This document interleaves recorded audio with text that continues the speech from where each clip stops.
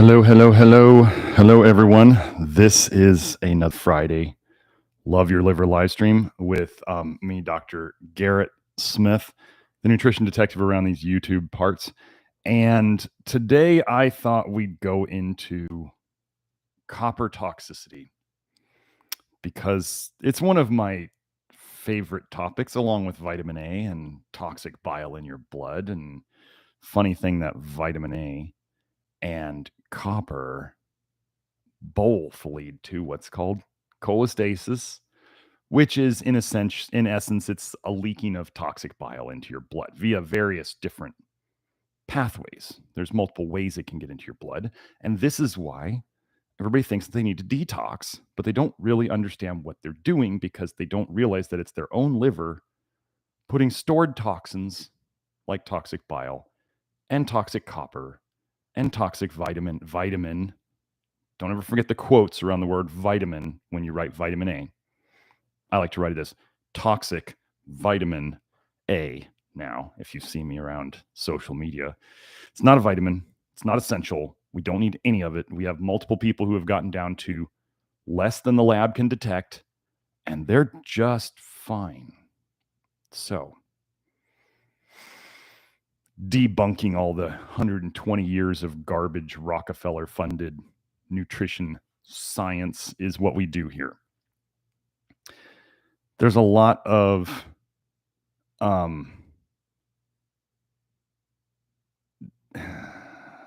stuff out there on copper.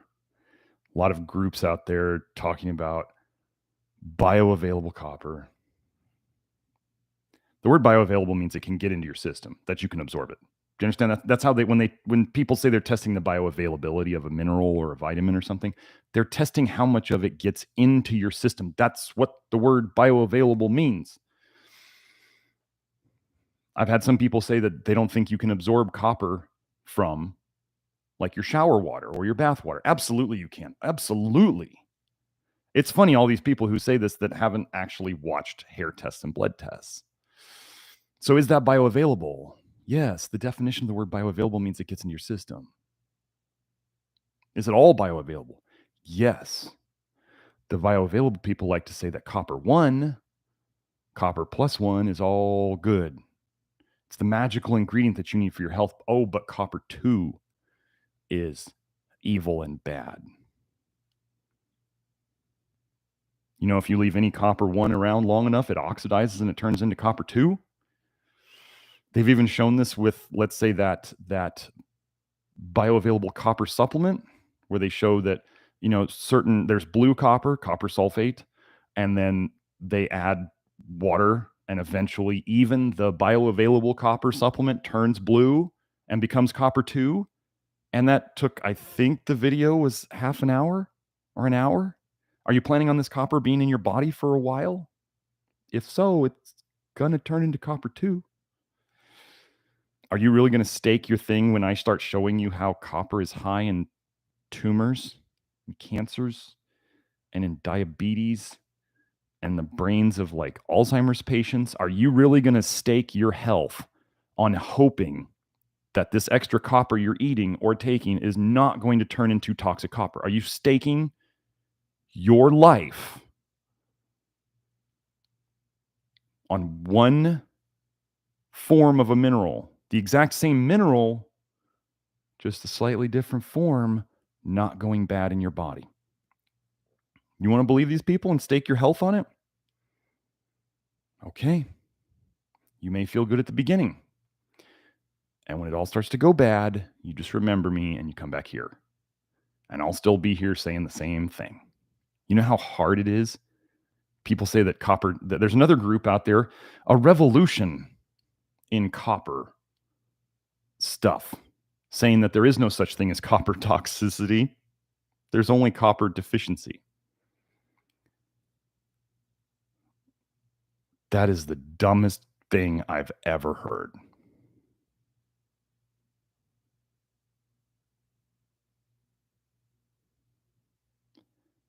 The dumbest thing I've ever heard. Here's the thing, folks. with any of these things. People say, well, even water can kill you. You could drink too much water. Yeah, but do you get to live without water? Do you get to live without water? Is water essential? Pretty much. So can you overdo anything? Sure, this is not a logical thing. If we start proving, like with vitamin A, if we start demonstrating that vitamin A is not essential to the body and it's toxic, then you've got a problem. Then you've got a toxin. People say, oh, it's not the dose, but it's not the dose that makes the poison. If you're taking a poison, then the only thing that matters is how much poison does it take? That's another one of my sayings. How much poison does it take? If we know something is not a vitamin and we know it is also toxic, then it becomes only a toxin. The poison is in the dose. How much poison does it take? Just enough for you. Does it matter about anybody else? No, nobody else matters. Just for you. People who get pokies and they're like, well, I was just fine. The other person whose life was ruined. How many pokes did it take for that person? When you're the person who gets the damaging side effects, what is your rate of side effects? It's 100%. One of the things that amateurs out on the internet do is they go, well, they're usually like in their teens or 20s and they've read some of the internet enough to make themselves feel smart. And they go, well, I took this and it did good things for me. And I think everybody should do this. This is the key to all of health. And they don't look at the trail of bodies of 30 somethings, 40 somethings, 50 somethings.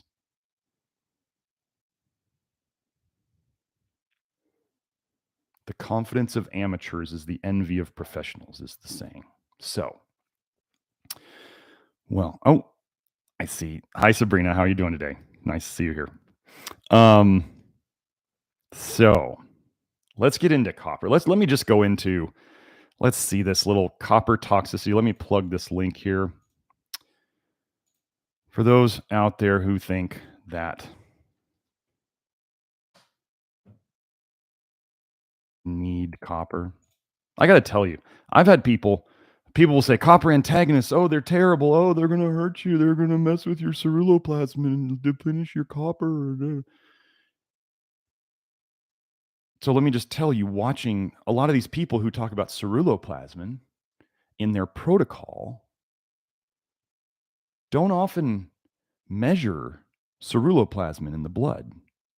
And they don't measure copper in the blood. And they don't measure zinc in the blood.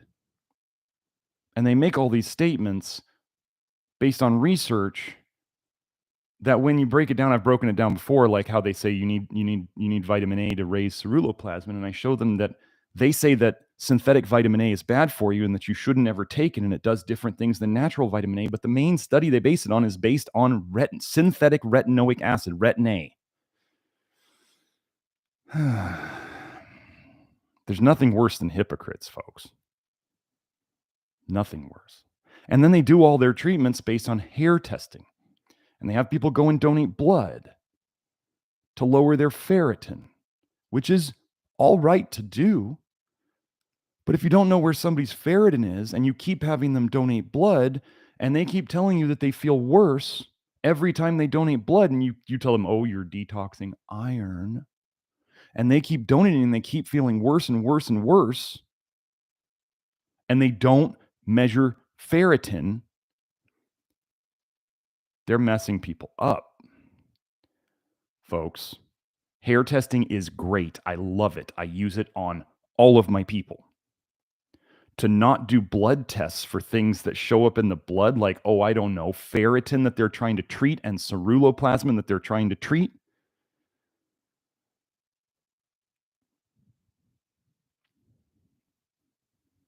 It doesn't work.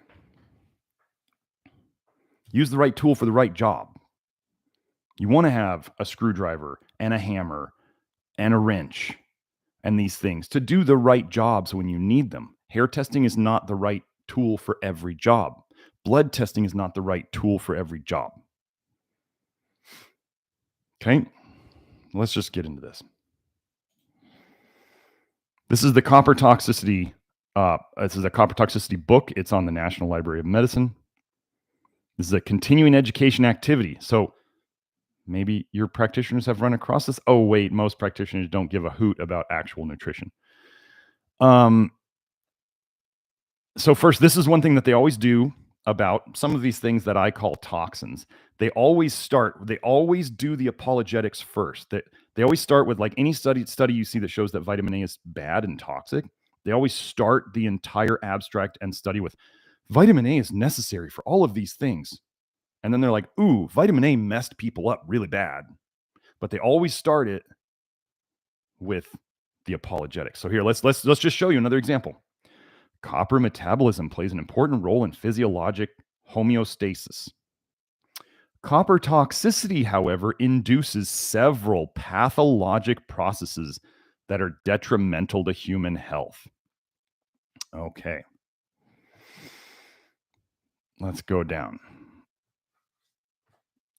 Copper is a trace element. Minerals required in amounts 1 to 100 milligrams a day by adults, supposedly, found in high concentrations in the brain, liver, and kidney. Okay, let's do an aside here. What are two of your main detox organs? Like the two main detox organs? Don't say the skin. The skin is your third detox organ. You don't want to be detoxing a ton of stuff through your skin unless you like skin conditions. If you like pushing out poisons through your skin so they come out and they sit on your skin and they give you skin conditions as they damage everything on their way by, you can love the skin as a route of detox. Your liver and your kidneys are liver's your primary, kidneys are your secondary. Toxins that reach your kidney often means that it's in the bile that has leaked into your blood via cholestasis. Okay? Brain, liver, and kidney. Wait, let me just go and do something. Let me just go. Let's go.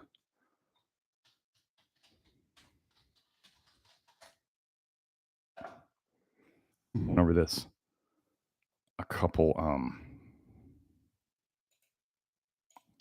So let's just, so it accumulates in the brain. Okay. Let's see.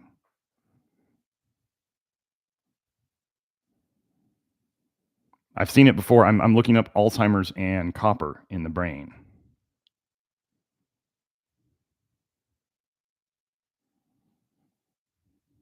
Here we go. MCI.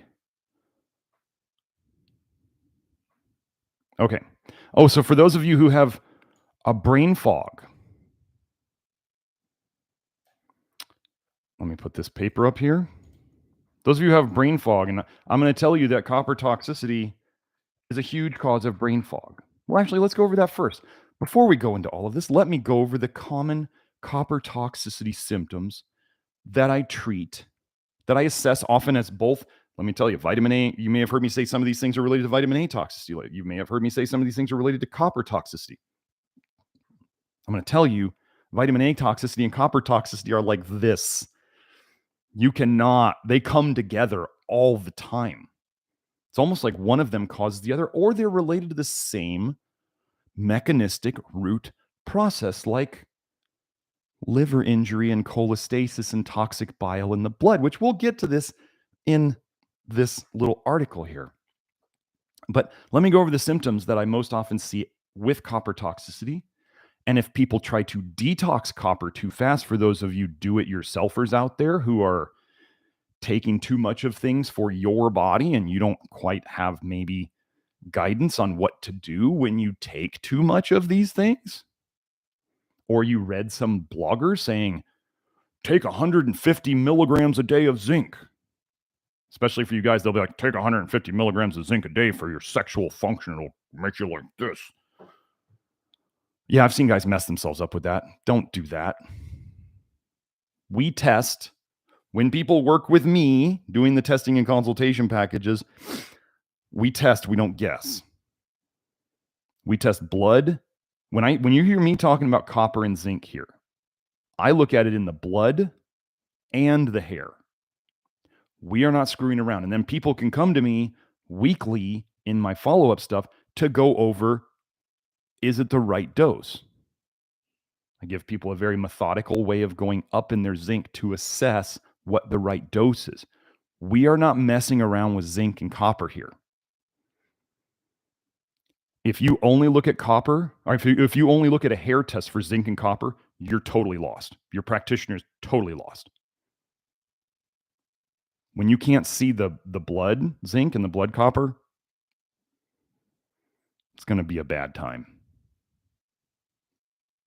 I can tell you from years of looking at just hair tests and seeing the zinc and copper and trying to do my best to do what I could with it. And then when I finally started, when I got into the William Walsh stuff and I started testing blood for zinc and copper, whole new worlds opened up to me. Entire new worlds of understanding what is going on in there. And in the future, we're going to be having seminars on how to do this. But to skip the blood when you're trying to do zinc and copper, can I do it with people? Because I did hair tests long enough and now I've seen enough blood tests that I can go back. If somebody only has a hair test, can I work with it? Yeah. Is it optimal? No. Do I do only hair tests with like kids? Because I don't always want to make kids go get blood draws and stuff like that. Yeah, I do my best with it. Is it optimal? No. I mean, I had my boy get a blood test for zinc and copper and he was fasting. I think he was like 7 and I brought him out to the car afterwards and he proceeded to throw up in my car because that's the vasovagal response that people can have from blood draws, especially when they're fasting. So I kind of went, okay, we're not gonna go force the boy to go get. He also got an allergy test at that point where we got to see that one of the nuts that he was previously anaphylactic to had gone away. He wasn't anaphylactic to hazelnuts anymore. That was cool. Gosh, I wonder if it was something to do with his diet that might have made that happen.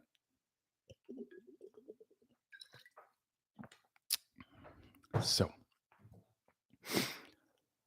liver and kidneys, and the Alzheimer's one. Here we go. The probability of acquiring mild cognitive impairment increased by about 24% for each free copper unit increment.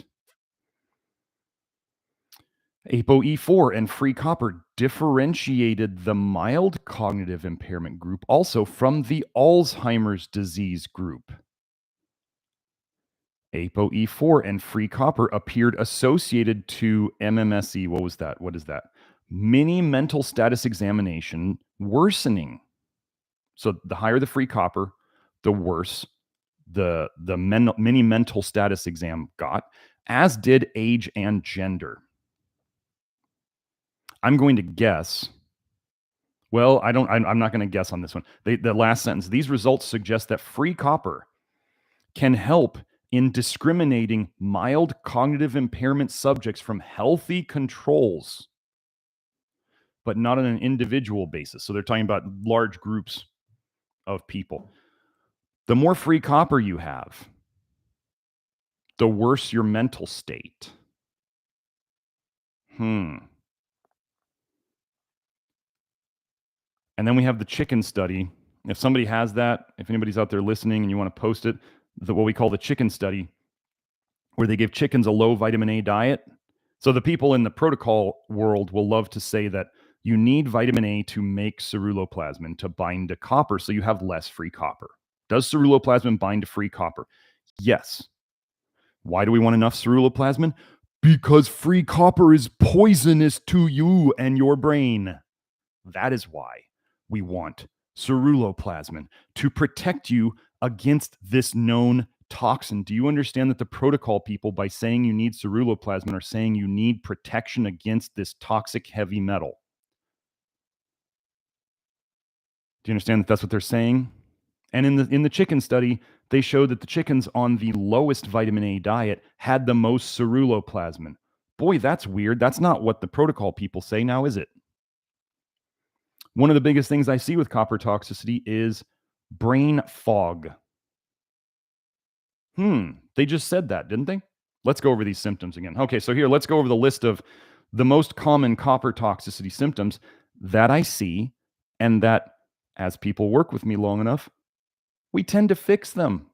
Okay, fatigue, brain fog, anxiety, depression, irritability, Racing mind, inner trembling. Okay, this one, if you've had inner trembling, you know what I'm talking about. If you've never had it, you don't really know what I'm talking about. But when you've had inner trembling, some of you may have had it like if you had too much caffeine. You might have felt that kind of like wobble, that trembling inside of you because you were too revved up. Copper is an excitotoxin. It revs up your system. Anyway, so let's go. Nerves buzzing feeling like electricity in your nerves. Limb weakness could be both arms, could be both legs, or both arms and legs. This tends to be a systemic problem, so you see it on both sides. It's a chemical problem. Headaches. Trouble falling asleep initially at night. So when you lay down to go to bed, you have trouble shutting down your brain, like, oh, I don't know, a racing mind where your brain is just trying to find something to stress about. Heart palpitations anytime, but especially before bed. Laying down, racing mind, heart palpitations. And anything you feel is hormonally related, especially you ladies. So I'm talking PMS, I'm talking menstrual cycle, too heavy, too light, endometriosis, trouble in pregnancies, all this stuff. Okay. Now, you could be copper toxic and walking around with these symptoms, one or more, or you could be pushing copper detox too hard and kicking too much copper out of your liver. That leaks back into your blood via the bile, via the cholestasis that you have, that we all have if we have chronic health issues. And then you put more copper in your blood and then you feel it like, oh, I don't know, like it's going up to your brain. And we see cognitive impairment, which would be brain fog. Okay. That list. Let me see if I can just plug this list into the chat.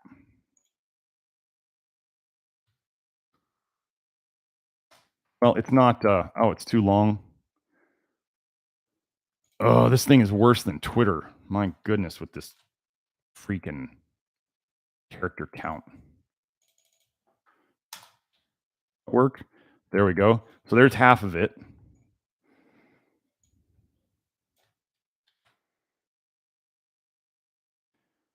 There's the other half. Okay. So we got so copper accumulates in the brain, and they're showing that the more copper you have accumulated in your brain, the more cognitive impairment you have. And I've been over this, I think, before here, where let's go Alzheimer's copper. I'm actually going to do the search on PubMed. Oh, wait. Agricultural use of copper and its link to Alzheimer's disease. Wait, are you saying that they might use copper as like a pesticide or an insecticide or an herbicide? Like they're using a mineral to kill living things? Oh, they use copper sulfate in pools to kill algae. They use copper to kill things, you don't say. Weird. Oh, low copper diet as a preventive strategy for Alzheimer's disease. Here's that one.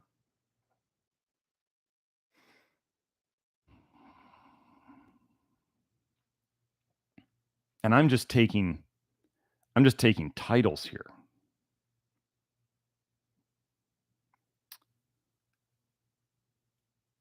Here we go. Let me open up this one. Here's the title of this paper. Copper and copper nanoparticles, toxicity and their impact on basic functions in the body. Here's the quote I'm going to take out of this one. Regarding to copper toxicity, not written well. Regarding to copper toxicity, neurodegenerative disorders, including Alzheimer's and Parkinson's diseases, are suspected to be linked to copper toxicity, or copper can contribute to their progression. Oh, but it's copper deficiency. Oh, you have too much of the toxic copper and not enough of the good copper, even though the good copper, if it sits around long enough in a fluid, will oxidize and turn into the bad copper. Stop. This is not logical. This doesn't make sense. to think that there's a good copper and there's a bad copper. There's not a good vitamin A and a bad vitamin A. Okay. Let's just go into...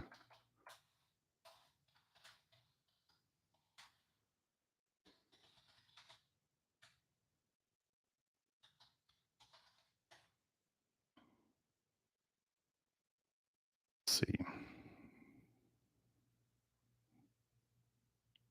Oh, I don't know if I want to get into the kids.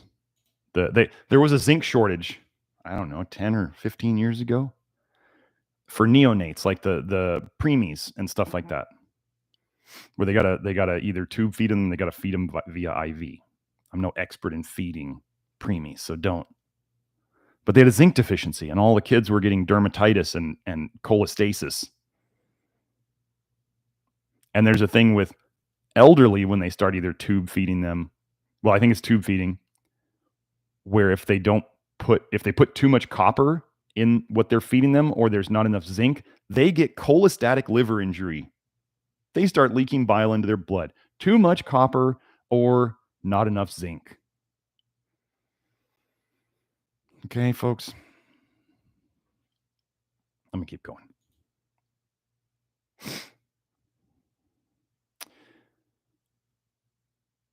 Approximately 50% of, we're going back to that initial, the copper toxicity book on the National Library of Medicine. Approximately 50% of copper is excreted in the bile, while the remaining half is excreted through other gastrointestinal secretions.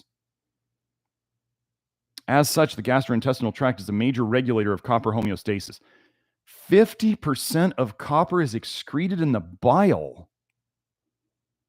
Does that sound like it's something the body really wants? Does that sound like something the body really wants to hold on to?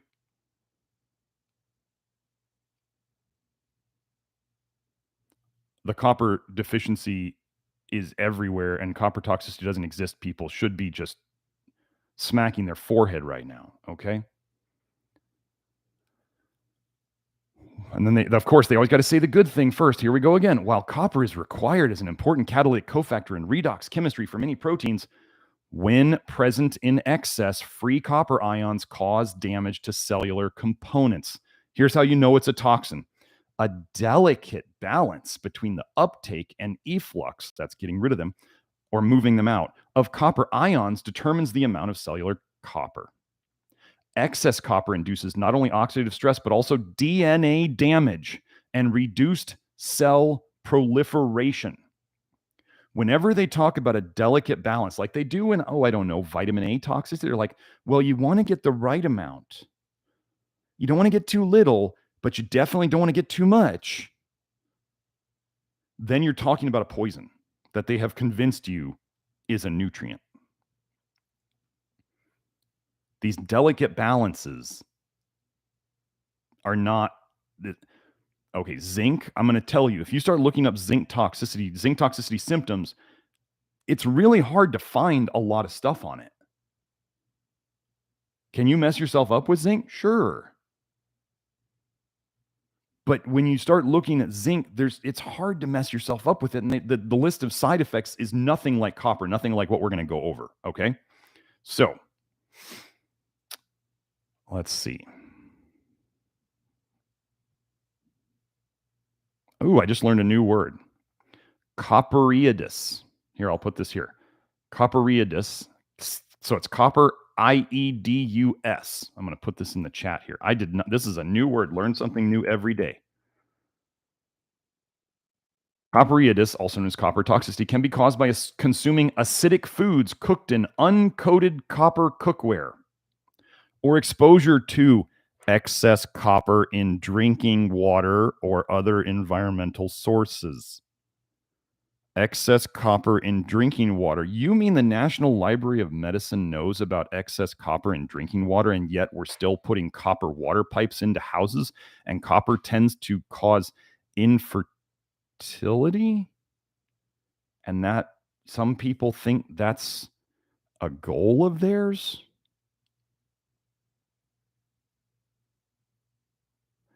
They always tell you what they're doing. They always tell us what they're doing. Excess copper in drinking water. Now, how would that get there? Okay, moving on. Oh, wait. Etiology. Many instances of copper toxicity are often the result of accidental consumption or installation of contaminated water sources.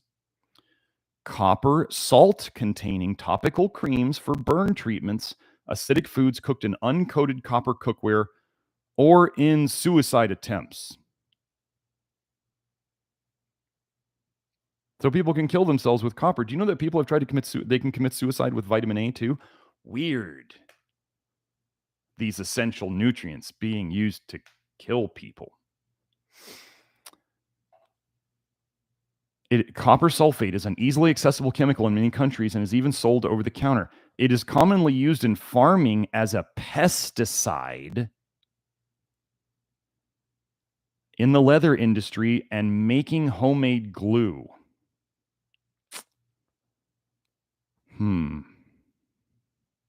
Copper in the blood exists in two forms, bound to ceruloplasmin and the rest free, loosely bound to albumin and other small molecules. Now, they've said that free copper is toxic. Kind of like free retinol is super toxic. Free vitamin A in your blood is super toxic. So it's weird that the body makes these binding proteins like ceruloplasmin to bind to copper and retinol binding protein to bind to retinol. They try to tell you that it's to transport this stuff to where it's needed. I'm telling you that the body's trying to protect you from these poisons in the blood, which they just said free copper is toxic.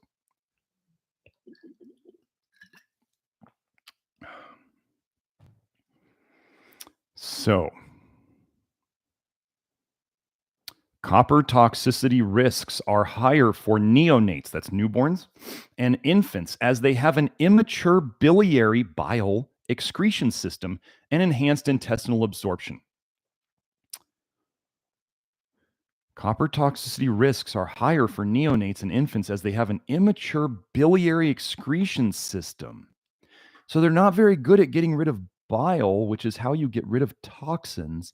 And when they can't get rid of a toxin fast enough, they get poisoned. Does this not all making sense? 50% of the copper that an adult ingests is excreted in the bile. Neonates and infants have an immature bile excretion system. It's not running well enough yet, and they are much more at risk for copper toxicity. Does this sound like something essential to you?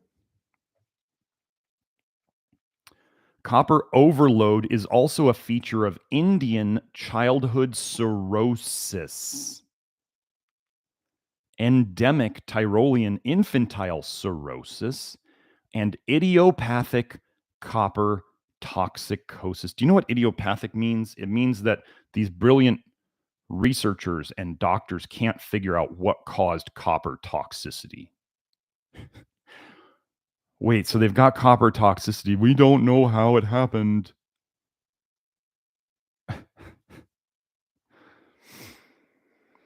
Here we go. Signs of acute copper toxicity depend somewhat on the mode of copper overload, with ingestions presenting most commonly with gastrointestinal side effects, such as abdominal pain, hematemesis, that's throwing up blood, melena, that's blood in the stool, jaundice, that's the liver, anorexia, not wanting to eat, severe thirst, diarrhea, that's bile, and vomiting, oh, that's bile, associated with erosive gastropathy.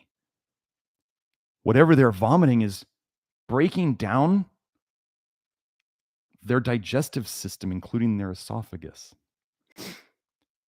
Evidence of characteristic blue-green material in emesis and stool is highly suggestive of copper toxicity. Let's keep going. Altered mentation. Their thinking is messed up. Headache, coma, and tachycardia. Wait, palpitations at bedtime? While you're nervous and you have a racing mind and anxious? May also accompany gastrointestinal side effects. So, Neurological symptoms such as depression, fatigue, irritability, excitation, and difficulty focusing are reported too. Wait, let's go over that. You remember my list of copper toxicity symptoms?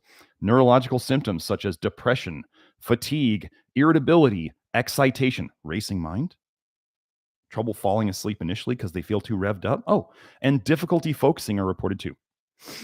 In its most severe forms, copper toxicity leads to rhabdomyolysis, cardiac and renal kidney failure, methemoglobinemia, intravascular hemolysis, blood vessels basically getting destroyed, hepatic necrosis.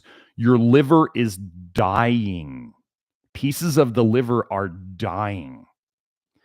Encephalopathy, brain, swelling, brain inflammation, and ultimately death. Go and try to find that list for zinc toxicity. Wait, for all the people who are out there saying that don't want to do copper antagonists because they're so dangerous and zinc is like zinc toxicity, go try to find that on zinc. And I'm not talking about people who work in zinc factories. Okay?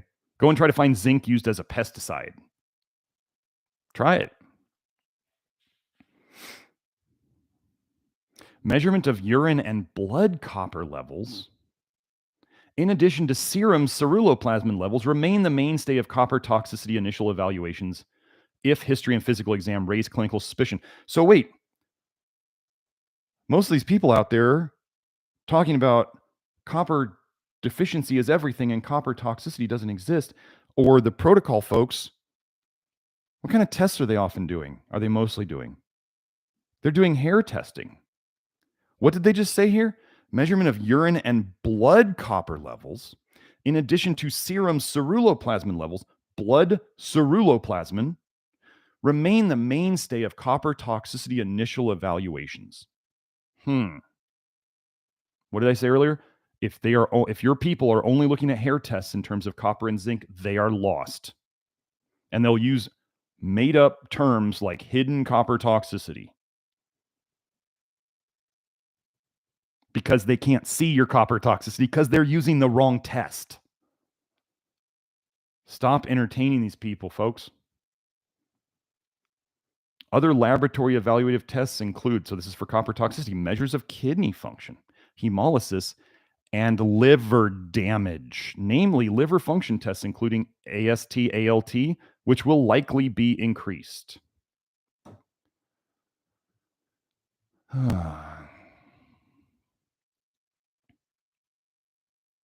So go ahead and try to find that for zinc, really. Copper toxicity is everywhere. If you think you need to take a zinc supplement with copper in it, I'm sorry. You've been misled. Saying you have to take copper with your zinc would be like saying every time you add gas to your car, you have to add oil too. And if you know anything about cars, you'll add gas very often and you only add oil like, what is it, every 3,000 to 5,000 miles? Or, something, I don't remember. Who cares? But you get it, what I'm saying? You do not have to, if you are deficient in zinc, and you have toxic copper, the only thing you need to add is zinc. Do you know I've had a woman where we've been supplementing fairly high doses of zinc for 3 years, and we cannot bring her blood copper down into the normal range?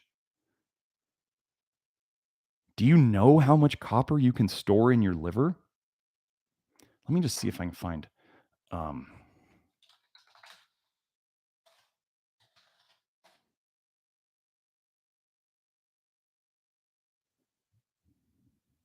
They don't have any good pictures of the big liver.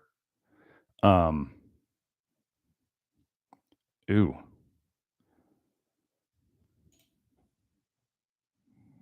Fatal chronic copper-associated hepatitis in a Labrador Retriever. Yeah, you can kill your dogs too. Oh, man. Remember, all these organ meat people out there are saying, why should you eat liver? Because it's high in vitamin A and copper.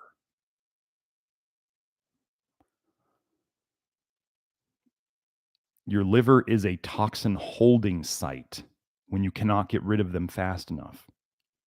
The liver is high in copper and vitamin A. Gosh, I wonder why. When you understand what the liver does, the liver is like your junk drawer. The liver is like that room in your house or your garage where you put a bunch of things that you don't know you want to keep. You can't get rid of them right yet. You have decided you can't get rid of them right now for whatever reason. And you put them in there until finally one day you go, oh, it's time to purge. And you throw 90% of that garbage away because 90% of it was garbage to begin with. You just couldn't get rid of it for whatever reason. It's the same thing. Okay. Okay, now I'm going to get, hopefully there's some copper related questions. If I see copper related questions today, I may skip to those, just so you know. So if I jump over a question, I'm kind of on the copper thing today. Okay. So,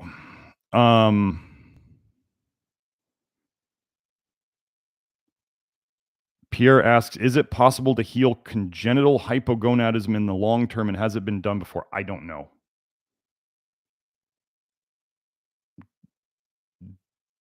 Let's get into the reality of what the world is going through right now. We've all been poisoned. I mean, I'm saying that as with a smile, but it's just, if you can't learn to smile and laugh about dark things, they actually show that the people with dark humor in survival situations survive better than the people who take it overly seriously. We've all been poisoned. Can we hand down these poisonings to our children? Yes. Can it potentially cause multiple generations of damage? Yeah. If this is handed down, congenital, getting handed down, hypogonadism is like low testosterone. That's what men are concerned about. Can this be fixed? All we can do is try. Am I going to sit here and say that somebody was, which we don't know if somebody was born with it or not. I mean, usually they're not measuring testosterone in babies. That's just, they're not doing that very much. So we don't know when it started. But if, let's say somebody was born with a problem that caused them to have 25% of the testosterone that they were supposed to. Okay. And let's say that that's related to slow detox pathways and an excessive amount of toxicity in the baby, in the child, in the newborn. Well, what if through proper diet and proper supplementation, proper lifestyle, what if we could improve that child to 50% of what they could have been had they not ever been poisoned? Is that better? Yes. Obviously, doubling your testosterone is good.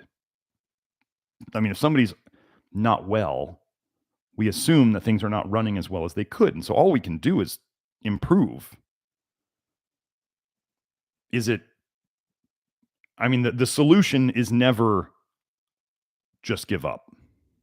That's not a solution. Too many people these days pull that BS. And they're just like, woe is me. I'm broken. Why even bother? That's not why people, I know. And Pierre, I know you're in the Love Your Liver program because we're all here fighting. We're not giving up. That's, if you want to not give up, you might want to join the Love Your Liver program over at members.nutritiondetective.com. That's a good place to start. Giving up is not an option. So, I mean, think about it. If I were to sit here and say, you can't fix it, it's permanent, you can never fix it. And what if I was wrong? And I just I was basically telling people to give up. That would be like malpractice. That would be like mental malpractice. like telling people there's no hope. Do diseases spontaneously go into remission all the time? Yeah. Is that going to be you or somebody else? You never know, but you can stack the cards in your favor as much as possible. So keep hope alive. Keep going. We've had I asked for testimonials regarding, because like Accutane, which is the active form of vitamin A, it's one of them. Accutane ruins people's sexual function, particularly men. And I had a thread that I asked in the network, in the Love Your Liver network, the other day about people who have recovered. Oh, I was gonna read that today. Let me go find that. Sorry, I was gonna read that. I put that in my. I'm not going to read the person's name. The people who are in the network can see this person's name.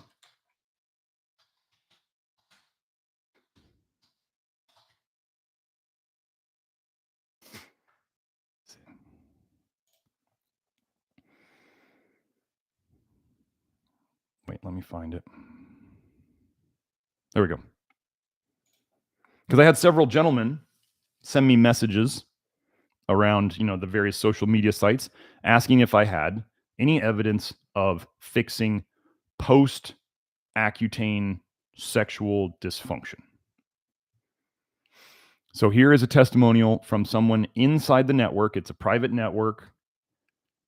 If you join, you can go find this if you want. Here we go. Here's the quote. I took Accutane and SSRIs, antidepressants, and an anticonvulsant and benzos. Lord have mercy, was what he said. All at the same time, circa 2016, and it basically chemically castrated me. I'd say 95% reduction in libido. I've now been detoxing for about 9 months, and while it's certainly not fixed, I can tell it is moving in the right direction for the first time. I have flashes where it almost feels back to normal, although my baseline is not at normal yet. I believe I'll get there. Couple tangible things have improved in a noticeable way. Sorry if too much information, TMI. Huge return of testicular fullness. Prior to joining the Love Your Liver program, while peating, repeat nonsense, I added that part, my testicles were horribly shrunken, so much that they hurt regularly. Huge improvement in erection quality, zero problems here whatsoever, whereas near the end of peating, it felt like I was developing erectile dysfunction and a full return of nocturnal tumescence. Okay, for those of you who don't know what nocturnal tumescence, it is the very natural process of men getting erections in their sleep. So, 9 months. Libido is improving. He's having flashes of near normal libido again. His testicles are returning to their normal size. Huge improvement in erection quality, which tends to mean firmness. And nocturnal tumescence, as in the natural process of men getting erections while they sleep, has returned. Okay? So, as this person said, he was basically chemically castrated through Accutane, antidepressants, anticonvulsants, benzos. Now, somebody out there is going to go, well, do you know which one did it? And you go, come on now. Each of us are not their own science experiment where we do one thing at a time. You don't get to know. But if you were to look up Accutane and liver injury and SSRIs and liver injury and anticonvulsants and liver injury and benzodiazepines, anti-anxiety drugs, and liver injury, you'd find that they all cause liver injury. What do we fix here? Somebody tell me. Oh, we fix liver injury, which is also known as cholestasis, which is toxic bile leaking into the blood. Toxic bile damages everything it touches. What if it goes and it damages the testicles and the male reproductive system and the female reproductive system? Here, wait.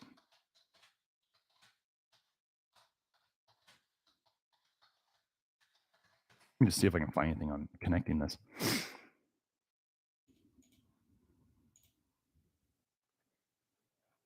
No.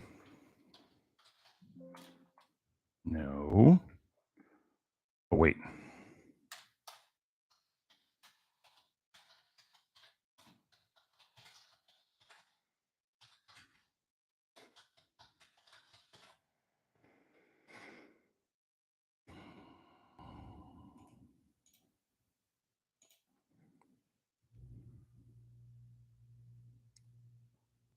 Let me see. This will be cool if I can connect this.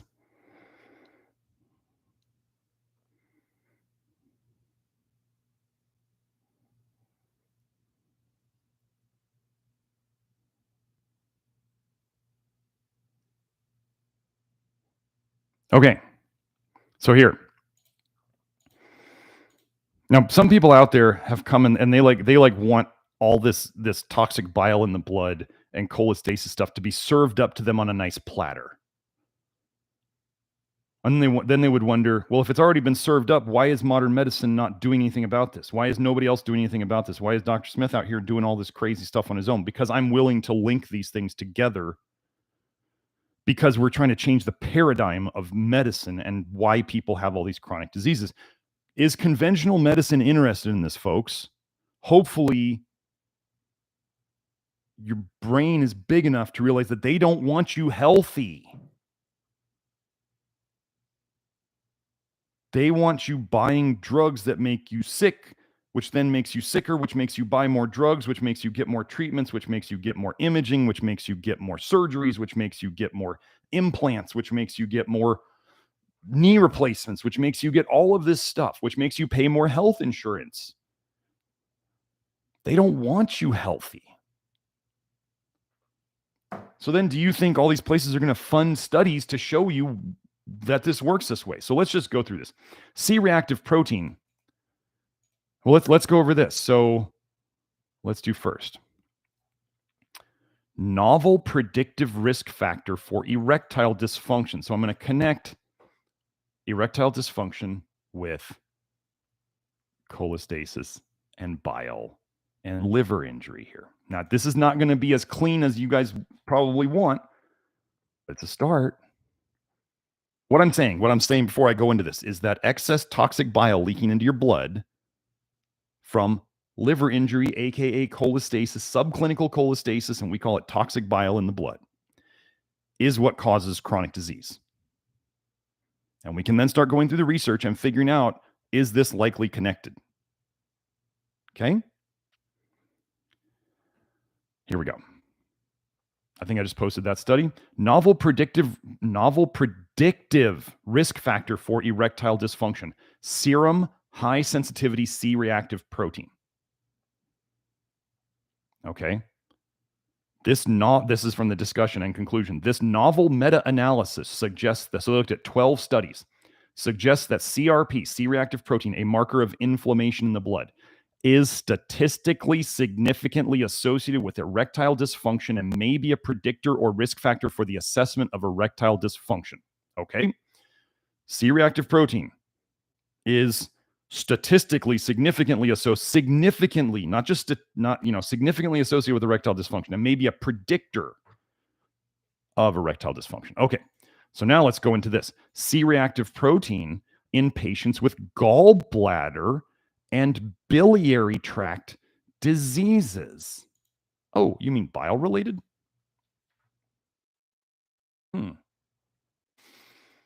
Let's see.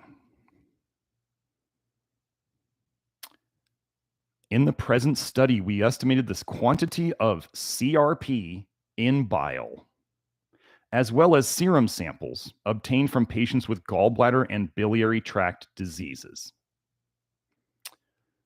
C-reactive protein was positive in the bile of 56 patients, 15.6%, many of whom had bacteriobilia. They had bacteria in their bile, which they're not supposed to. CRP was also present in 49 of the serum samples studied, 26.3%. Control serum samples did not show any CRP within detectable limits. So control people had 0. The people without gallbladder and bile tract diseases had 0 CRP in their within detectable limits. So they're talking about serum. I'm guessing they're talking about serum and bile. So we start seeing that people with gallbladder and bile diseases diagnosed, but that's just those diseases. Where else can you leak bile into your blood from? Oh, you could leak it in from your liver. That's called intrahepatic cholestasis. You could leak it. It could leak into your blood from your intestines. That's called leaky gut. That's what causes leaky gut. If you didn't know, toxic bile eating away at your intestines. So you could leak from other places. So they're just saying this little portion, the gallbladder and biliary tract, which is extrahepatic cholestasis outside of the liver. Erectile dysfunction was linked to CRP as a predictive factor. Gallbladder and bile tract diseases are associated with CRP in the blood and in the bile, and the control people had undetectable. Are you seeing the connection here? What do we fix in the Love Your Liver program and people who work with me? We fix the leakiness of what I call the bile pathway. And then we see diseases of all sorts start to resolve because it's all connected. Do I have a treatment for specific diseases like this person? Did I do something specific with him because he had erectile or sexual function issues? No, I didn't have a specific protocol. Protocols are for people who can't think. We don't do protocols. We do principles and concepts so that people can adjust it to their own personal needs. So do I think that toxicity-related damage to the system cannot ever be fixed? No, I don't. Could it be that when people are born, like let's say, with jaundice, like bilirubin in their blood, showing that they already have a liver injury when they're born? Are they slow at detoxing? Probably. Their liver has been injured already in the womb. Or after they were born, I don't know, when they get the hepatitis pokey, maybe. Hepatitis, what's that? Inflammation of the liver? And they just gave them a shot with that stuff in it? And then the kids show up with a liver injury? That's so weird. Coinky dink. And then they give them like hospital baby food. I mean, the formula, and God, that stuff's awful. That stuff's like worse than McDonald's, honestly. Most formula is worse than McDonald's. So they make sure to put copper and manganese in it, though, things that cause cholestasis. So if somebody was born with slow detox, so let's say somebody's born with slow detox, then everything they're exposed to, so let's say there's what they were born with, and then there's they would accumulate more toxicity because they're slow at getting rid of it. Well, what if we can then reduce the toxicity they're exposed to and give them the nutrients that they've been lacking probably their entire life? And then maybe there's the congenital thing that they were born with that is not going to change, but everything else that's linked to the toxicity and the nutrient deficiencies that they have accumulated in their life, we can affect that. You see? So that's why it's never give up. It's nature and nurture, right? We can the nature, the very nature, like the genetics part of it, the hard genetics. I don't know how much we can fix that, but everything else, the nurture, everything else that has happened since then, we can potentially get rid of that toxicity and fix the nutrient deficiency. Genetics loads the gun, environment pulls the trigger. We can stop pulling the trigger. Okay, so that's my thoughts on that. Okay. Surfin says, thoughts on beta carotene? It's poison. It's a plant poison. Okay. Is this converted to vitamin A inside the body? Yes, this is part of the detox process. Okay. And if so, why vitamin A if it is toxic? There's a process called intoxification or biotransformation, which is a process in the body, in the liver, most specifically, where for whatever reason, for the body to get rid of certain things along the conversion process so it can get rid of them, it makes them more toxic. Do I know why this is? No. When people drink ethanol, alcohol, and they turn it into acetaldehyde, it's the acetaldehyde that gives people alcohol poisoning and hangovers and could kill you. Okay. When people drink methanol, wood alcohol, it's the formaldehyde that it turns into that will kill you. Retinol into retinaldehyde, into retinoic acid. Both of those get worse all along the way. Do I know why God gave us? Do we think that alcohol, going through ADH, alcohol dehydrogenase, and ALDH, aldehyde dehydrogenase, the detox system, it makes ethanol into something more poisonous. It makes methanol into something more poisonous. It makes retinol into something more poisonous. Do I know why God did this design? I don't.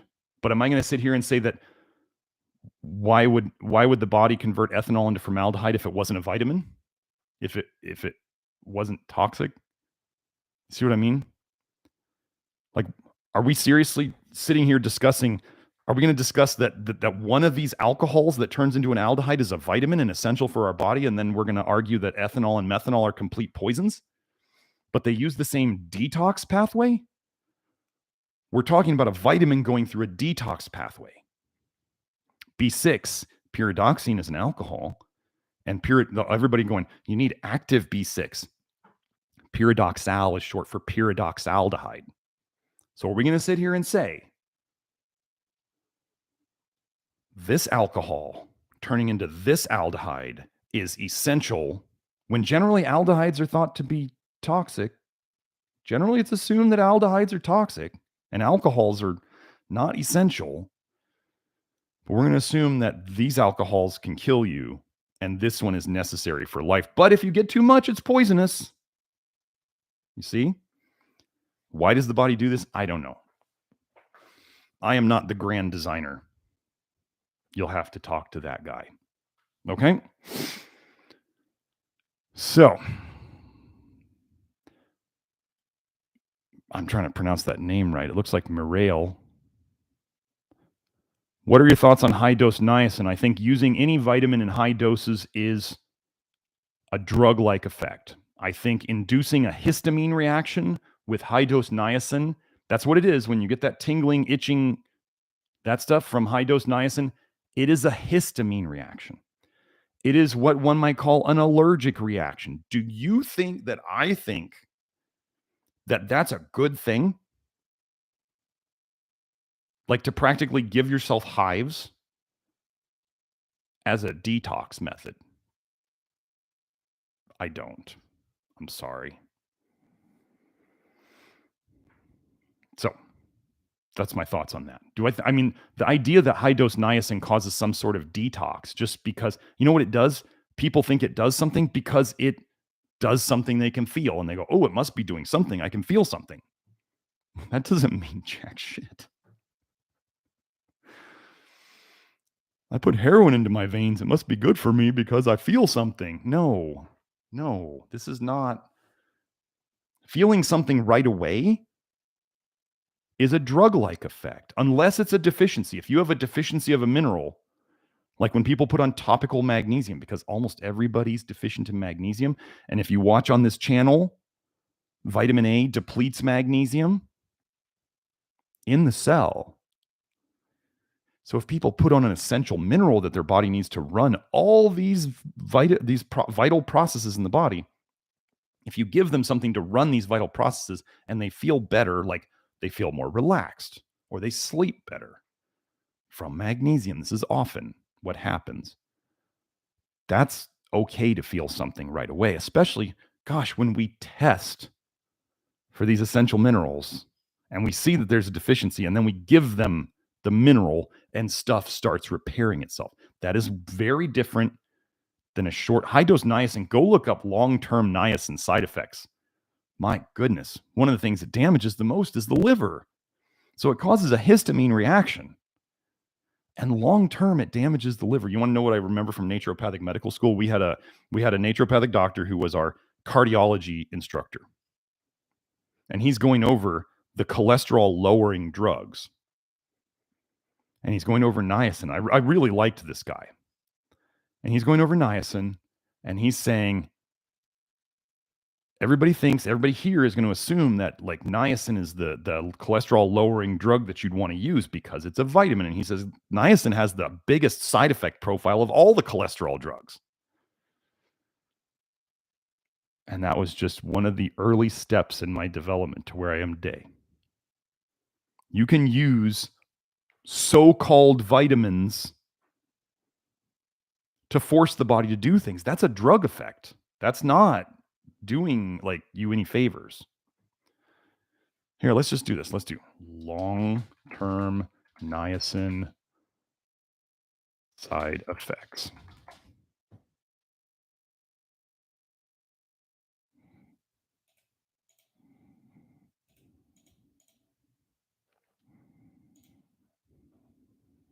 You know what's funny? This one website, drugs.com, they used to have long-term side effects, and they seem to have gotten rid of that. They got rid of the long-term side effects on all their, it still shows up. Yeah, so it shows up on the searches, but they never show side effects requiring immediate medical attention for niacin. Commonly reported side effects of niacin include pruritus or itching. You know that that's a common side effect of cholestasis or bile in the blood? Oh, nausea. Wait, nausea is from bile getting refluxed up into your stomach. And flushing. Other side effects include skin rash. Okay, so when the liver and the kidneys can't deal with the toxic bile that's coming their way, where does the toxic bile come out? Oh, it comes out the skin rashes, itching, flushing. Oh, and also vomiting. Okay, so when you have bile in your stomach causing nausea, if you have enough of that, where does your body want it to go? Okay. Side effects requiring immediate medical attention. Check with your doctor immediately if any of the following side effects occur while taking niacin. Darkening of urine, light gray colored stools, loss of appetite, severe stomach pain, yellow eyes or skin. What is that a sign of? That's called jaundice. That's called a liver injury happening right in front of your face.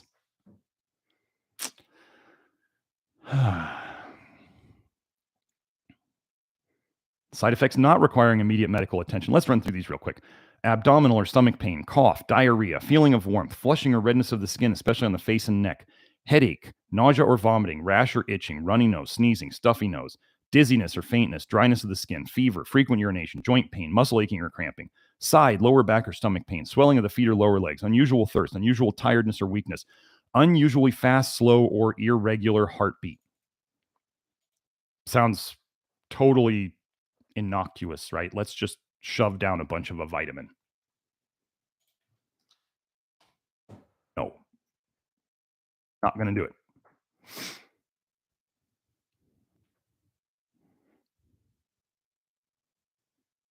MDS, what do you think about NAC and TUDCA? I've been over this before. TUDCA is a secondary bile acid that is, I don't use it. In the person who I took from who I helped her go from a stage 4 cirrhosis to a stage 2 cirrhosis in 6 months, one of the key things I did was I got her off of UDCA, which is a secondary bile acid prescribed by conventional medicine. And her liver's healing itself. And as she worked with me, she said, well, every time I get off this supplement, or this medication, which is basically a supplement, my liver enzymes go up. And I said, I think we're going to have to watch this happen. And your liver is going to fix itself and your enzymes might go up, because I look at liver enzymes as how hard your liver's working.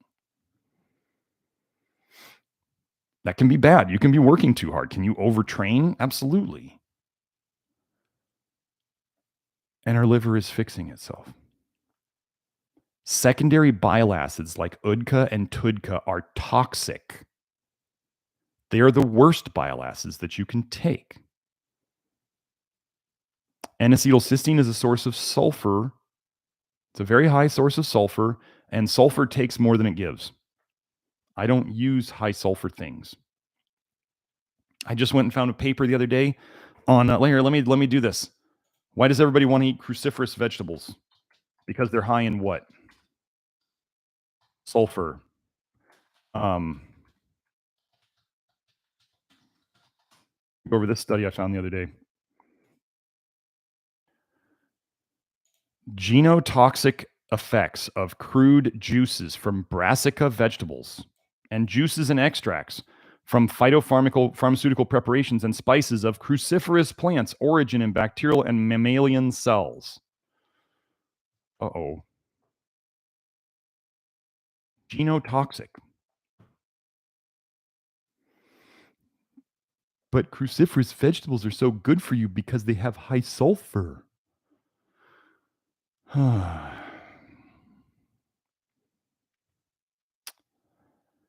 Here's the key sentence. The present findings clearly indicate that cruciferous vegetables contain DNA-damaging constituents. The present findings clearly indicate that cruciferous vegetables contain DNA-damaging constituents. You want to know what the biggest constituents that they find of cruciferous vegetables contain? Sulfur. Why do cruciferous vegetables make your house smell so bad when you cook them? Sulfur. Here, let's go through this.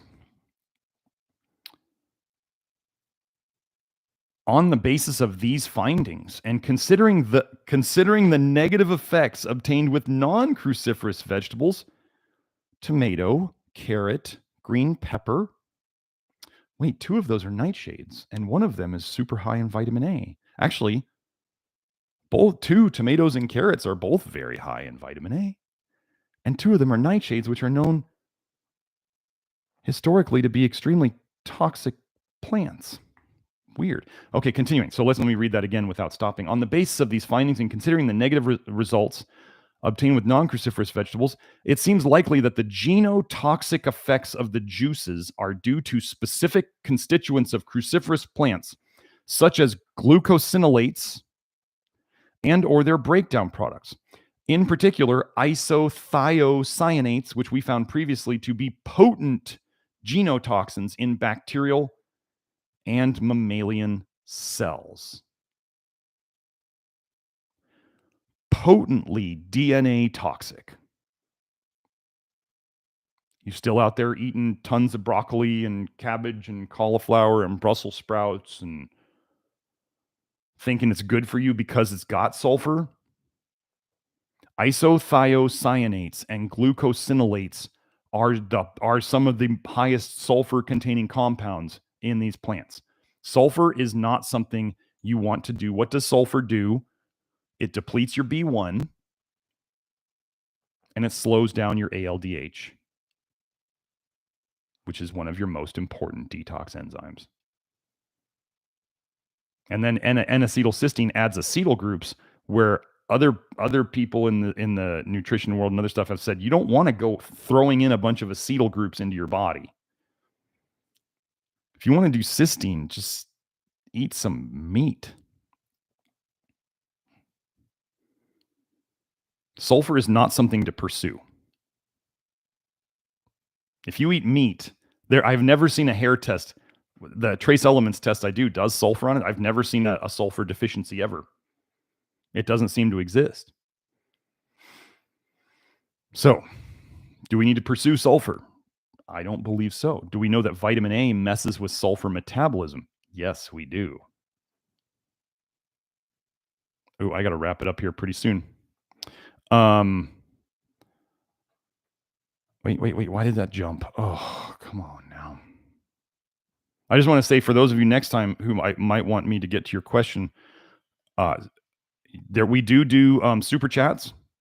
So if you decide you want to pay some money to get your question to the top of the list, you can always do that. I also want to tell you that if you want to get this message out to more people, if you're in the chat right now, if you want to take a second to click out of the chat and go like this video and subscribe to the channel if you haven't already, but definitely liking the video will help get it out to more people. That would really help. So let's go to, let's see. Hive says, for questions at the end, I'm a bit confused that charcoal filters. It is said that charcoal filters copper, but charcoal filters don't mention copper as a filtered substrate. I have not looked that up. And I don't want to do a search on that and use time on that today. But generally, distillation and reverse osmosis are going to take the most stuff out of the water. Now, some reverse osmosis filters, it does seem like they do make the water sort of acidic. One of the ones I prefer is AquaTrue. I really like the AquaTrue filter. That's what I use in my kitchen. So if somebody wants to ask me about Berkey, you want to know the thing about Berkey, folks, is Berkey specifically says it leaves the minerals in the water for better or worse. If you put on the fluoride filters, you definitely get more aluminum in your water. Don't want that. I'm not anti-Berkey. Just don't fool yourself that the Berkey's taking out minerals. It's not. So if you got copper in your water, you got copper in your water, even after a Berkey. Charcoal filters, I don't know if they take out minerals very much. It would seem that if they did take out a lot of minerals, I think they do take out some, well, I don't know. They might take out some calcium. But I wouldn't expect much in the form of other minerals.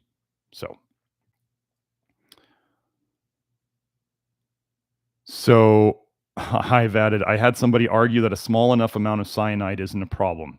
He's a doctor who treats leukemia with arsenic. He's a doctor who treats leukemia with a known poison. Here's the thing about a poison is a poison. Sometimes a poison is a poison is a poison. Is modern medicine really good at figuring out when people are sick at all? Like, right when people go into your doctor, you ever go in and they're just like, you're just getting older. Yeah, you're just getting older. It's normal for somebody in their 30s to start getting arthritis. I mean, give me a break. They are so incompetent at what they do. They have no tools because their only tools are cut, burn, and drug. That's what they got. So you go in there saying, Doc, I don't feel as good as I want to. They're like, I don't know. Can I cut, burn, or drug? You don't feel good? No, they can't do it. They could try to give you some speed, right? They can give you some Ritalin or whatever, you know. Oh, a family member back in the 60s, right? They were giving those the black amphetamine pills to lose weight, right? They still do it. I forget the one that they use today. I forget. Phentermine. They're still giving like basically amphetamines to women to lose weight. I mean, to anybody who will pay for them. Phentermine. They still give it. But yes, so there can be doses of poisons that they give people where most people feel so crappy on a daily basis, they don't know if they feel any crappier. Are they good to ask? No, they're not good to ask.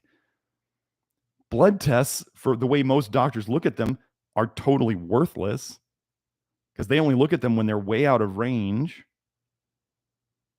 And then people, from the start, they don't know what feeling good looks like. So how are you going to separate out a little bit of cyanide from all the other crap they're doing? So yeah, so like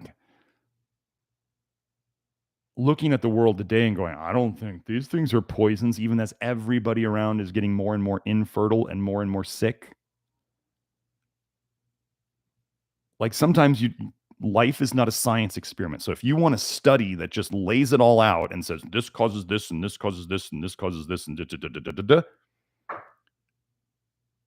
where it implicates the entire system that's going on, you're not going to find it. I'm having to put together, and people in the Love Your Liver network are also helping to put this stuff together of what is actually going on based on the research that we can get and find. That's why I call myself the nutrition detective. I mean, it's probably really nice in police work when they have somebody come up and confess that they did it, or they say this person did it. But that's not real detective work, right? We have to go and find the clues that lead us to figuring out things that wouldn't have been figured out on the surface. Okay. So,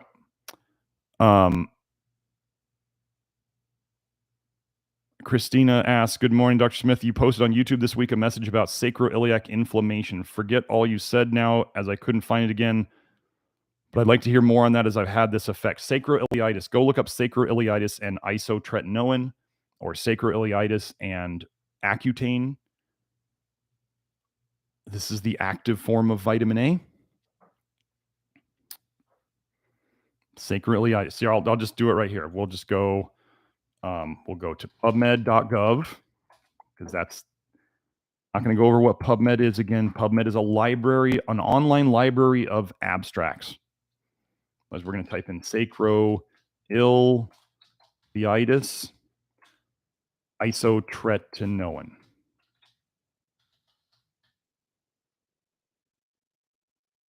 An active form of vitamin A. And I'll put this search in the chat. All of you going out and getting your SI joint adjusted again and again, and then every time you go into the chiropractor, it's still out.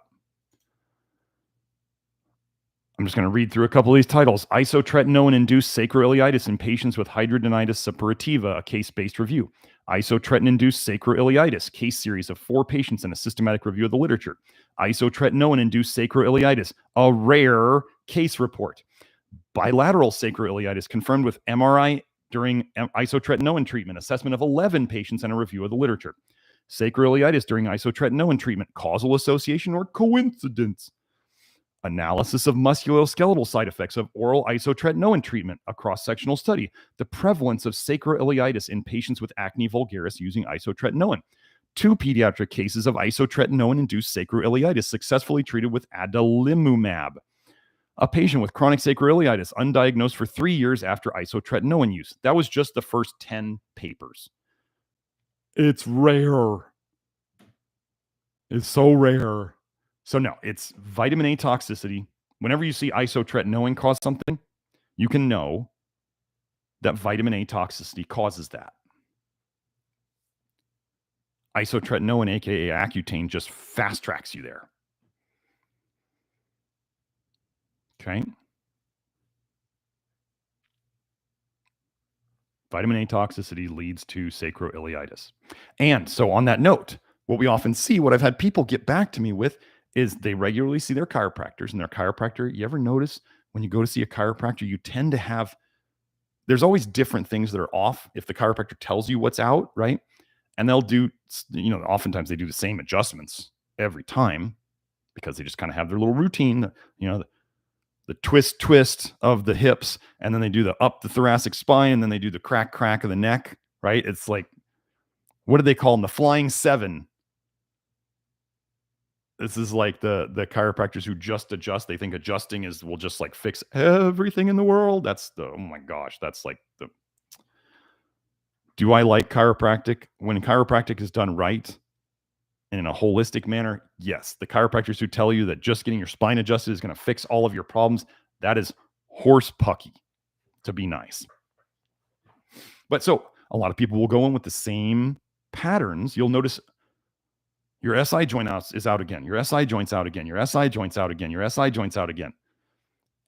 Crazy thing happens when people start doing this work. They eventually go into their chiropractor, and their chiropractor's like, your SI's not out today. You're holding your adjustments. These are common. You're holding your adjustment. Are they holding it, or is the toxicity not pulling them out of alignment? I went over this, I think, a couple live streams ago about the difference between somatic visceral and visceral somatic. What are they called? I forget the term. But basically, yeah, toxicity can cause your spine to go out, if you want to call it that, for a technical term. So if we get rid of the toxicity, your spine stays in. It holds its adjustments. And then you start needing less adjustments. We've seen it. Am I treating people's spines? Do I have a protocol for your SI joint being out? No. We fix the toxicity. We stop putting toxicity in to the best of our ability. We help the body get rid of stored toxicity. We give the body the essential nutrients it needs. We do things to fix the bile pathway and patch up all the holes. And these things fix themselves. There is no protocol. Some people, as an example, why do we not have a protocol? Some people do great on beans. That's part of their detox. Some people do terrible on beans. Should they eat them? No. If you're out there trying to do vitamin A detox and you heard about beans and you're trying to shove down beans and you feel like hot garbage doing that, stop it. I do really well on oats. So what should I do? I do oats. I do some beans, but not, if I ate beans every day, I wouldn't feel good. Do I do really well on oats? Yeah, they fill me up for a really long time and I don't feel bad on them. Are they both sources of soluble fiber? Yes. Can they both help absorb bile? Yes. Could too much be a problem? Yes. Could not enough be a problem? Yes. So Dr. Smith, which type of soluble fiber should I do and how much should I do? You got to figure that out for yourself. Beans make me feel horrible. Don't eat the beans. Use it. Stop listening to the internet. Stop listening to people out there who are like, they don't treat people and they just say, here's what worked for me, so I think everybody should do this. Definitely stop listening to bloggers. Ray Peat is a blogger. He's a blogger. That's it. He's a blogger with no clinic and no patients. I'm not into credentialism, but he doesn't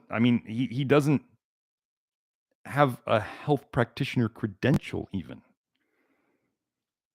And as you heard, the gentleman before, when he did peating after he had a liver injury, he got worse, much worse.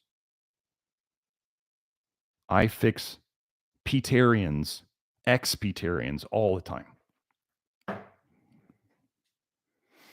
So, Alan asks, what are your thoughts about vitamin A in breast milk?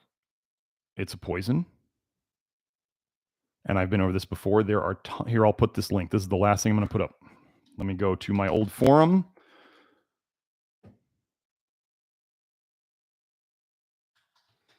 Argument, I understand the argument that tends to happen here, and people go, well, if vitamin A is so bad for you, why is it in breast milk?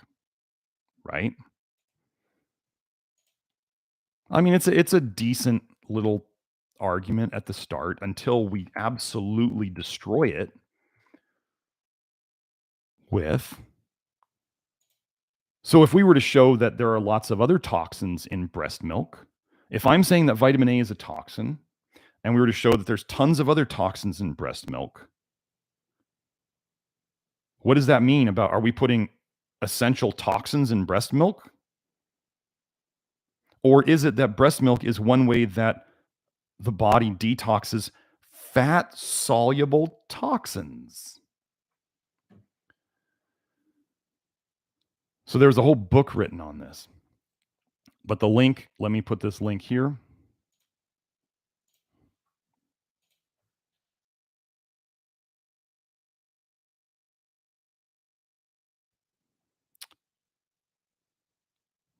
Here's a quote from a writer, Florence Williams, whose groundbreaking 2005 article in the New York Times Magazine opened many women's eyes to the environmental health issues with breastfeeding. Breast milk tends to attract heavy metals and other contaminants due to its high fat and protein content. Quote, when we nurse our babies, we feed them not only the fats, sugars, and proteins that fire their immune systems, metabolisms, and cerebral synapses, she reports. Quote, we also feed them, albeit in minuscule amounts, paint thinners, dry cleaning fluids, wood preservatives, toilet deodorizers, cosmetic additives, gasoline byproducts, rocket fuel, termite poisons, fungicides, and flame retardants. Along with its antibodies, enzymes, and general goodness, breast milk also contains dozens of compounds that have been linked to negative health effects.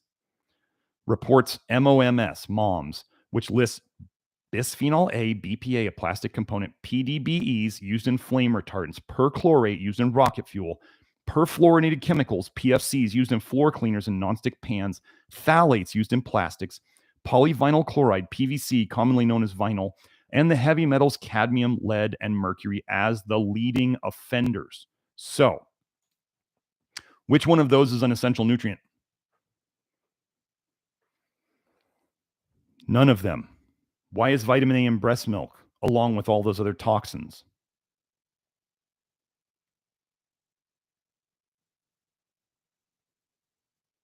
Why are cows getting rid of vitamin A in their breast milk? Because anything you excrete out of your body is a potential detox mechanism, especially if you're putting fat into a liquid that then you're excreting fat-soluble toxins in.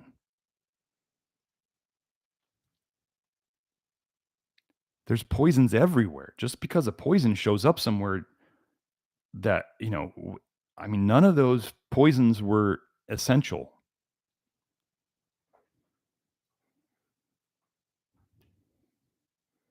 Don't eat the placenta either, folks. The placenta is a third liver during pregnancy. Do not eat the placenta. Do not eat the placenta. Don't. I have the study on the Rodal study where they showed that the vitamin A levels in the placenta went up crazy high. Why would the placenta be going up crazy high in vitamin A if it's so necessary for the baby? Is it because the placenta is going to be discarded after pregnancy as a disposable third liver? That's what the placenta is, a disposable third liver. Don't eat it. Don't.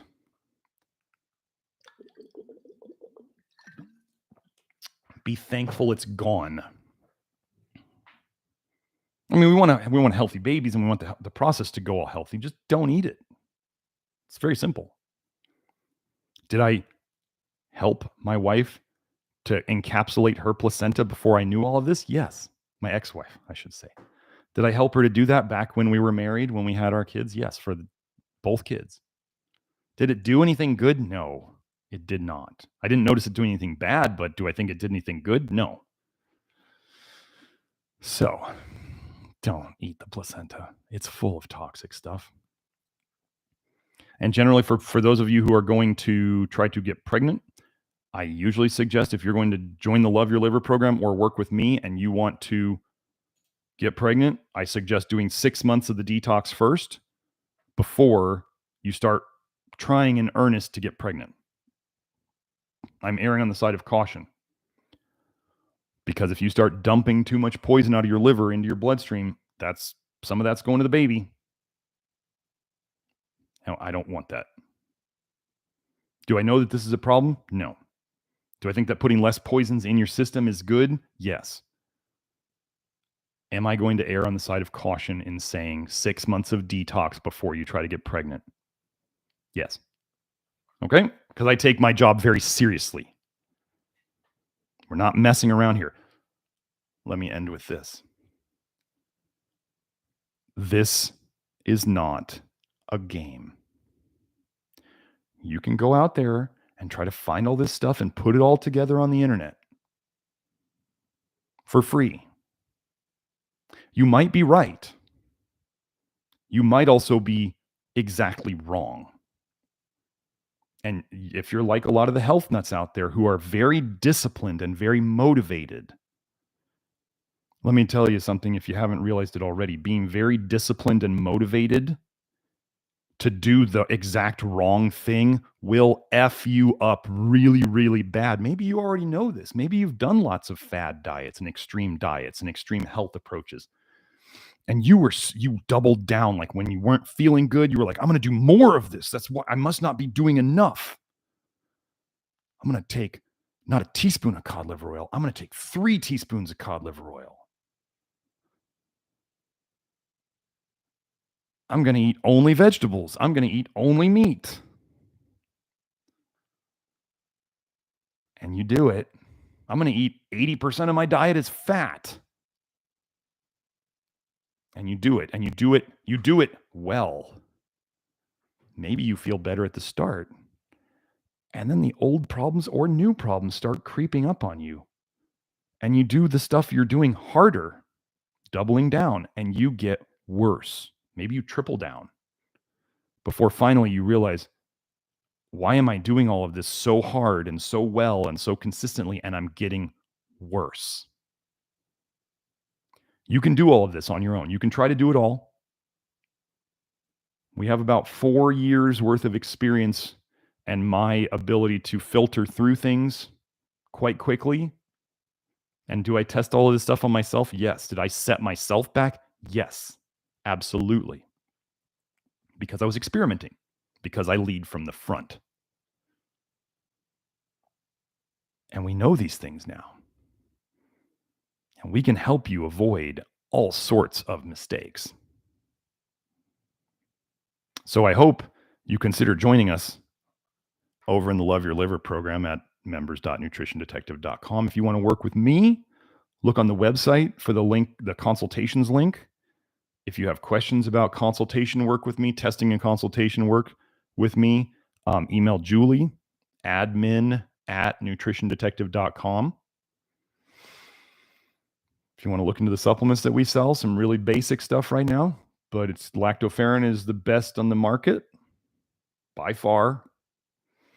Keystone minerals, for those of you who do all right on normal doses of minerals, those of you who are real sensitive, I'm going to tell you, what kind of supplement place would tell you this? Those of you who are really sensitive to supplements, Keystone minerals may not be for you. Those of you who do fine on normal doses of normal supplements without being excessively sensitive, the Keystone minerals is a really great place to start.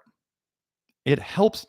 It's got zinc in it, which is a copper antagonist. It's got selenium in it, which is a copper antagonist. It's got molybdenum in it, which is a copper antagonist. People are doing really well with it. Gosh, how can I abuse their copper like that and expect them to get better? I don't know. Maybe it's the copper. Lactoferrin is also known as the miracle molecule. And if you start looking up bovine lactoferrin, which is cow lactoferrin, and all sorts of diseases, you'll find that bovine lactoferrin helps all sorts of diseases. Lactoferrin binds copper and takes it out of the body. That's weird. How could we be like lowering copper and making people better? I don't get it. Maybe it binds to free copper and helps get rid of it.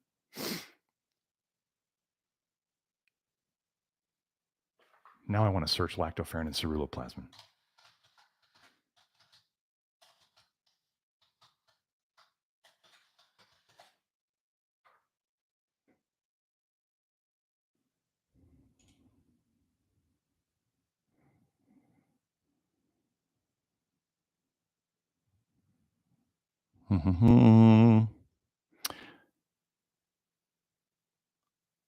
Here's a paper, interaction of lactoferrin with ceruloplasmin.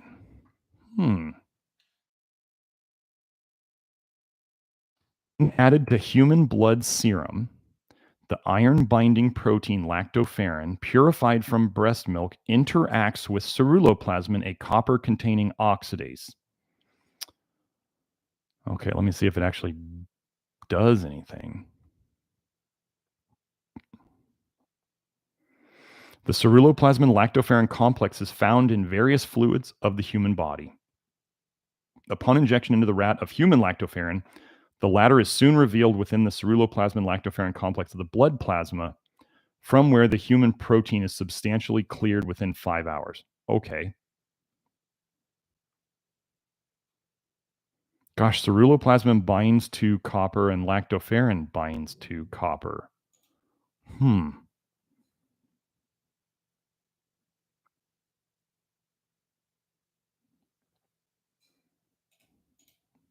There's a lot of papers here.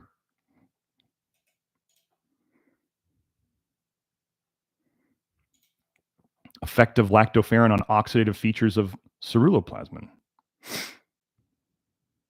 Now, for those of you who are, I may not have mentioned this, lactoferrin, just like zinc, can stir up copper. So if you ever take zinc and you don't feel good from zinc, I'm going to tell you, you either have really significant vitamin A toxicity or probably more likely significant copper toxicity. It's not that the zinc is bad for you, especially if you're taking really low doses and you're wondering why you feel so bad. You are really copper toxic is what is most likely going on, and the zinc is kicking copper out of your liver. Other things can do this too. Zinc can do it, selenium could do it, molybdenum could do it, taurine could do it, lactoferrin could do it. Any of these things could trigger copper dumping out of your liver. And the symptoms are all the same. So how do we know it's all from the same mechanism, even though these things are different? Because it's copper toxicity in your liver. So if you take lactoferrin, first of all, if you're going to, I don't know, take my lactoferrin and see how much I care about people doing it right, there's a link on the bottle to specific instructions on how to start slow with the lactoferrin. Because I care more about you getting a good result than selling more lactoferrin capsules. Okay? Read those instructions. The link is on the bottle, on the label. Lactoferrin can really get bile going. And if you dump bile too fast and you already have a lot of bile, of toxic bile going on, and you're leaky,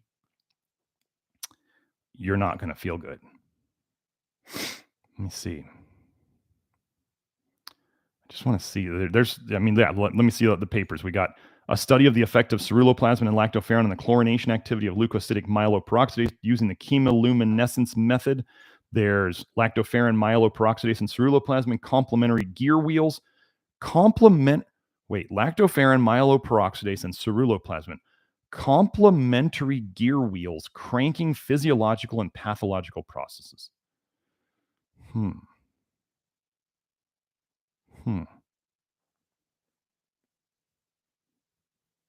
Let's see.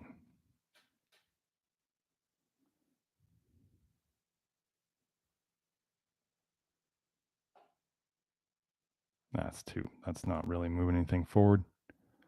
What else do we have? Effect of lactoferrin on oxidative features of ceruloplasmin.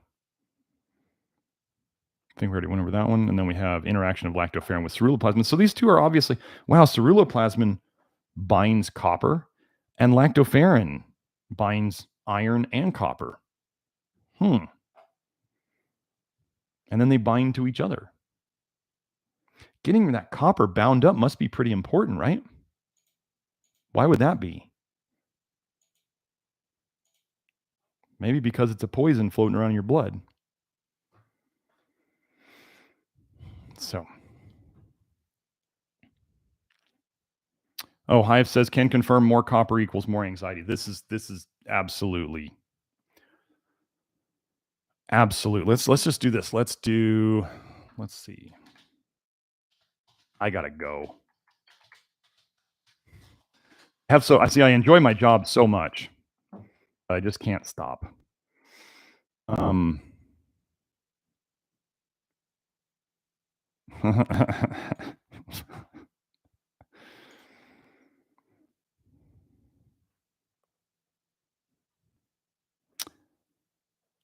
Benzodiazepines.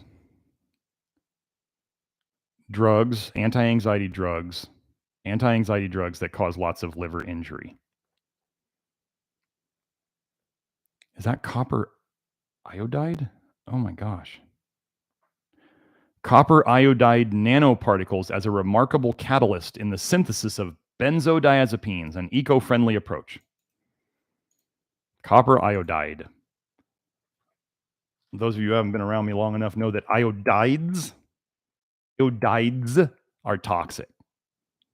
Don't take iodides. I'm not totally sure about potassium iodide in the case of a nuclear event. I honestly don't know that they would want a bunch of people living after a nuclear event. Do you? Do you think they're trying to save the population?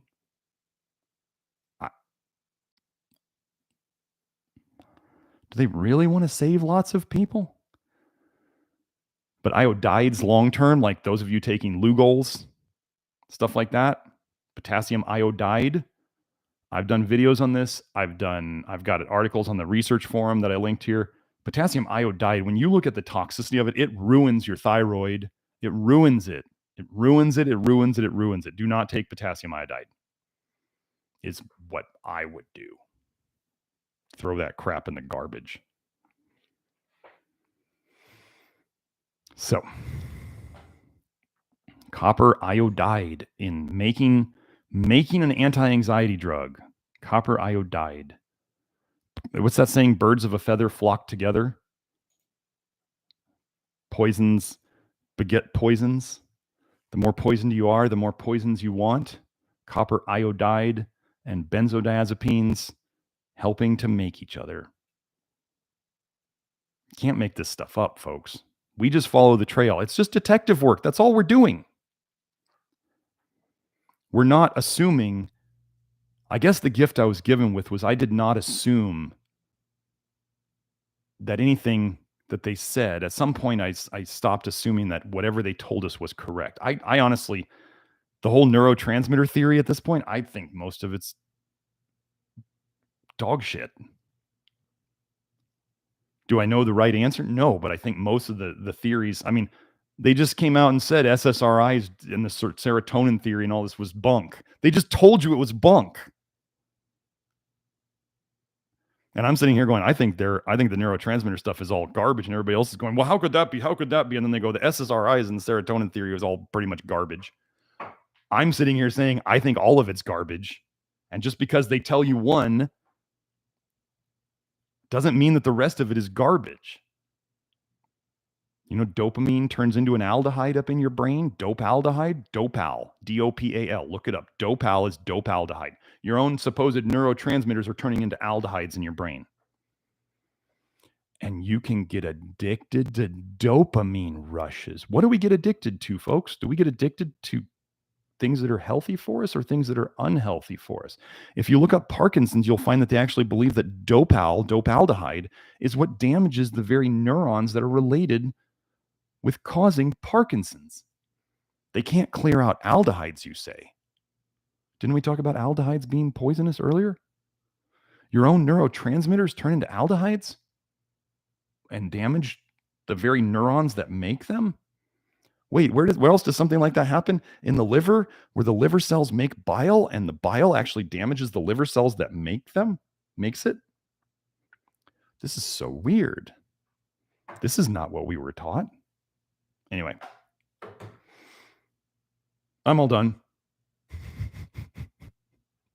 So for those of you who want to get more information from me, please like and subscribe, like the video. Please do that. It helps this get further. But anyway, if you want to find more from me, nutritiondetective.com. That's where you can find the consultation tab. If you want to work directly with me and get my best work, you can also find the link to the Love Your Liver program there. If you want to find me on social media, all the channels are down in the info below. If you want to just keep watching and get free information, lots of people out there have gotten a lot of value out of these live streams that I do. Watch the other videos on this channel. There's lots of stuff there. We just put up, for those of you who want to see testimonials, like, does this stuff actually work? We just put up, I can't remember if it was 3 or 4 testimonials on this channel just a couple days ago. Check those out. Those are real people willing to put themselves out there, to tell you that this stuff works and that the other stuff they did before didn't, sadly. I want other people to do more effective stuff. I want it that way. I don't want to be the Lone Ranger out here doing it all myself. That's why Nathan, who's in the comments here, Nathan and I are working on practitioner seminars so that we can help other people to do more of this. So I can only be spread so thin, and we're bringing Nathan on board to help work with people too. So anyway, I hope you all got something out of this. I hope you all, if any of you out there are worshiping copper, I hope you come to your senses. Funny thing, right? I talked about niacin today, and the active copper supplement is copper bound to niacinamide. Weird. Copper iodide we talked about. Copper nicotinamide, niacinamide, they're the same thing, niacinamide, nicotinamide. Weird. Copper's bound to ides. Interesting. Not something I'm going to play with. Really expensive too. Anyway, I'm going to go do my inner circle now on the network, go answer some more questions for about another hour and a half, and I will see you all next week. Bye now.